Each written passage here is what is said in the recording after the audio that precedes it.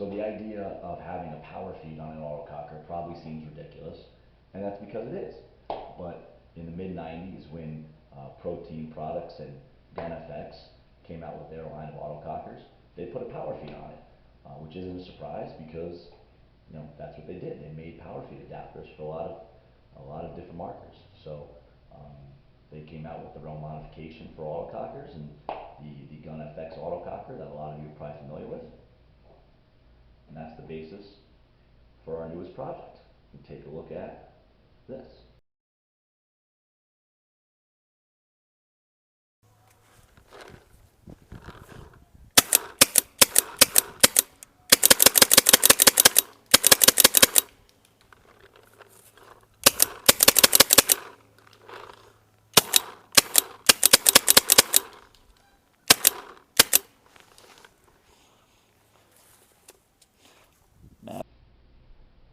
So first, just a quick little bit of background here.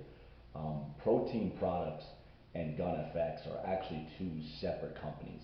Um, they're often used synonymously. I mean, I think I just did too. But they're actually two separate entities.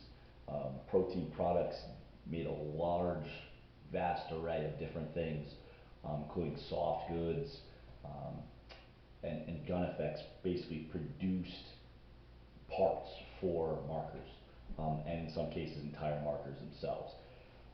Their most popular stuff is obviously I think the Micro Mag and their line of autocockers, which we're going to take a look at in a second. But you know they had the Micro Cocker, which to a lot of us now like a mid-block, half-blocked autococker is you know fairly common. But in the mid '90s when they came out with that Micro Cocker, it was wild. Like it was just really um, cutting edge type stuff. It looked cool. It looked neat. Um, Still trying to get my hands on one myself, but they're really cool.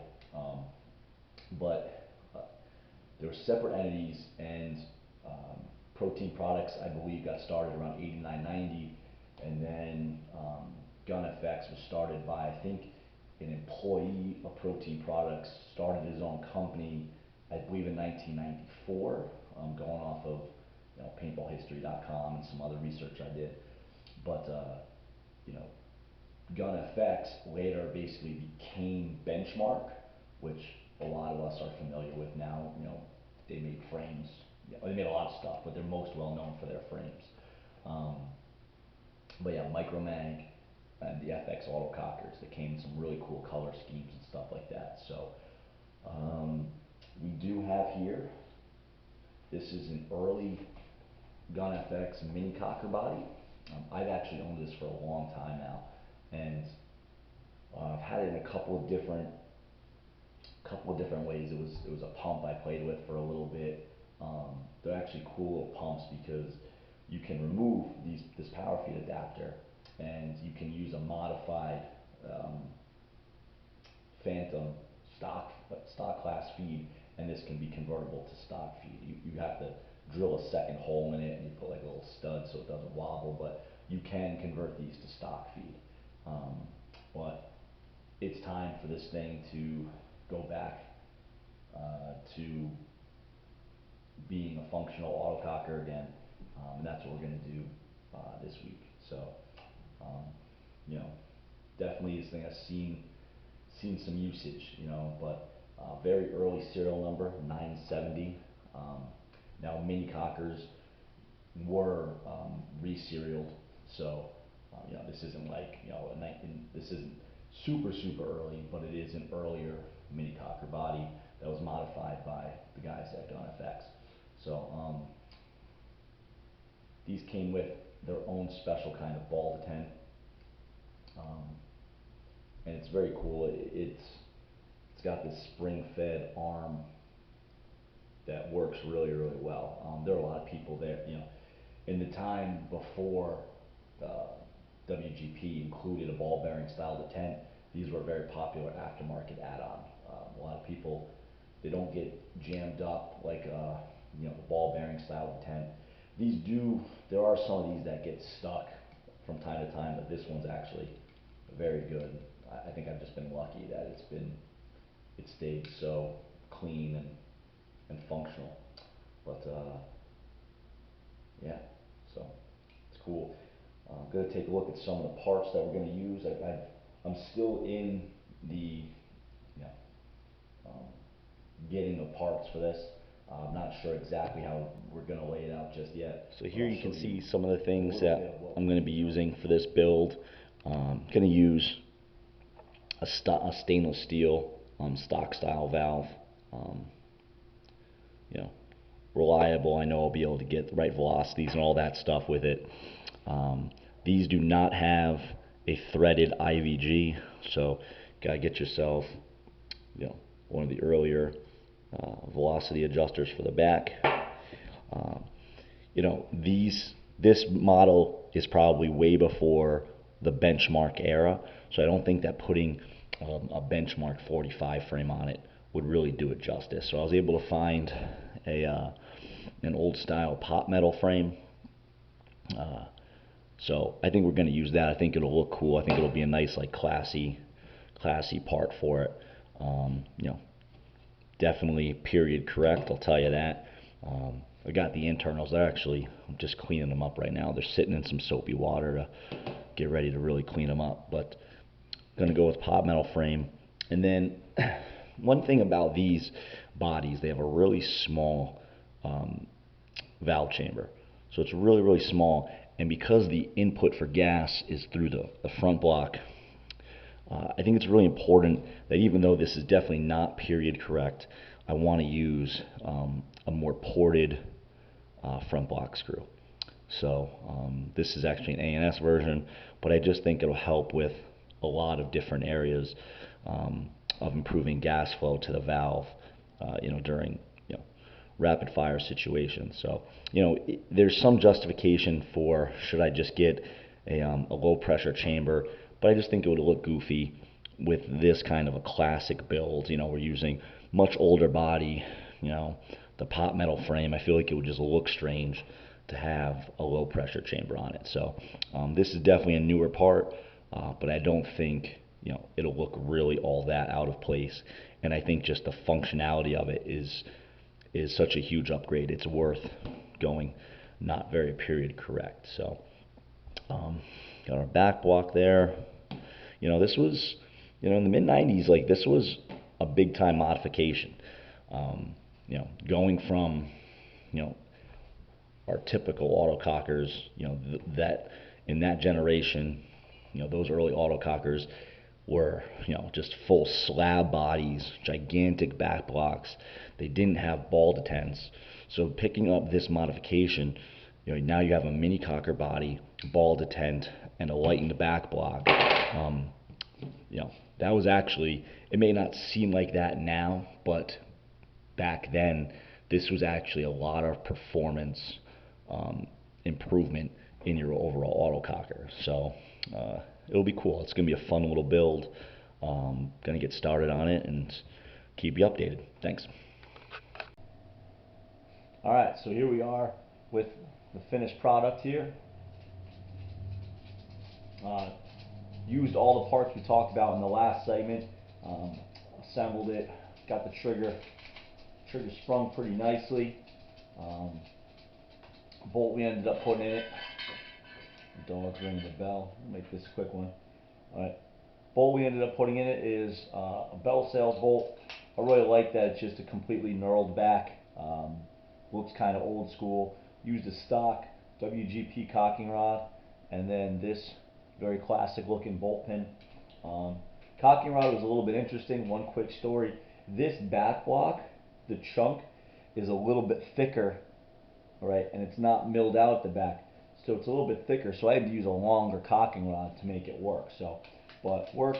Spring feels pretty good. Up front, I had a brass clippered ram in one of my parts bins that I knew worked, so it's saving me from having to rebuild a brass stock ram and then go with that. So I knew this ram worked. It's brass, it looks good, it performs well. Had this black Palmer's Rock regulator, no knob because I kind of wanted to keep it like a little bit more of a stock classic look.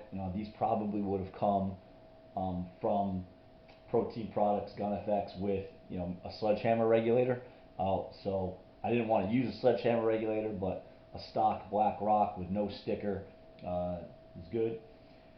Was originally going to use a period correct three-way brass with the C-clips and the plugs. Didn't want to do that. Well, actually, I shouldn't say that. I did, but I couldn't get the trigger to a point where I really, really liked it like that. Like maybe it was just the three-way I was using. It was really sticky. It wasn't in really good shape. It was. I was running into a lot of trigger leakage issues. So I put on this newer style brass stock three-way, and it's working great. And it looks, it's hard to tell, that it's not period correct, even though people with really well trained eyes will know that, hey, that's a newer three-way for this particular marker. And then real big chunky Unireg from Air America that I rebuilt, seems to be working well. These can be kind of finicky at times, but this one seems to be good to go and working. A little stainless steel line and a duck bill, and that's it. I think it looks cool. I really like how it turned out. So now we're going to go bring it to the field and shoot the thing. Alright, well here we got our FX autococker. Set up, ready to go. Got done chronoing it. It's actually like way smoother than I expected it to be.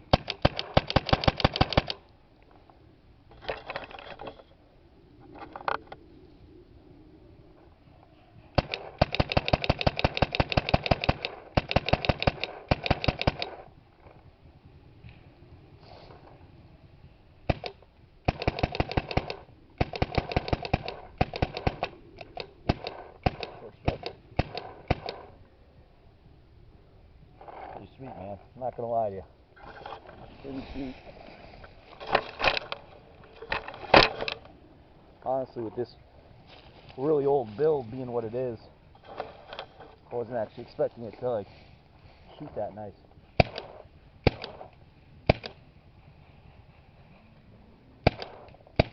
But actually, like, shooting really nice, but got a little treat. So take off the UL that I was using. Got this. Now I'll tell you what, this Armson barrel, my goodness gracious, this thing is the loudest thing you'll ever experience in your life. It's also a gigantic bore. The bore is huge, right? The bore is gigantic.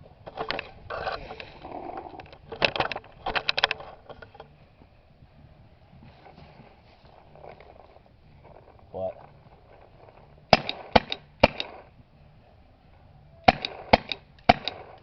it's actually like, it's also like pretty accurate barrel. I'll give it that. Like, it's loud. Like, I can't believe, and I get rollouts like crazy, but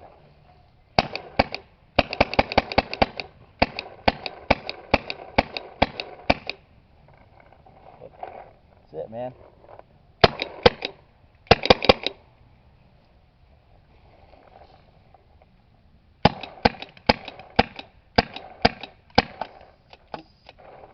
There. Nope.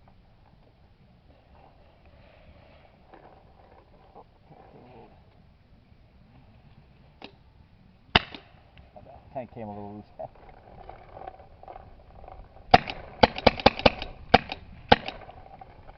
Sweet.